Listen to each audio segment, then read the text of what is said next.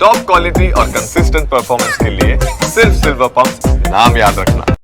ત્રિકોણબાગ ખાતે ટાઇટન વોચના શોરૂમમાં ચોરીની ઘટના સામે આવી છે। 66 લાખ રૂપિયાની ઘડિયાળ અને 4 લાખ રૂપિયા રોકડ રકમની ચોરીને અંજામ આપવામાં આવ્યો।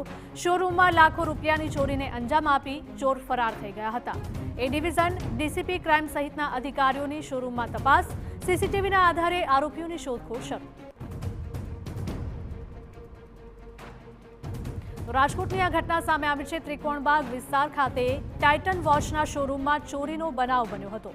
66 લાખ રૂપિયાની ઘડિયાળો અને 4 લાખ રૂપિયા રોકડ રકમની ચોરી થઈ।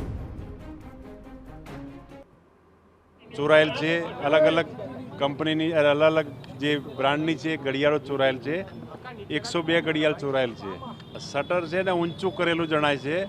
જે જેક જેવા સિસ્ટમથી કોઈ ઊંચું કરેલું છે, પછી એની અંદર એક માણસ અંદર ઘૂસી જાય, બાકીના 4-5 માણસો બહાર રેકી કરી રહ્યા છે, વોચ રાખી રહ્યા કે કોઈ આવી ના જાય।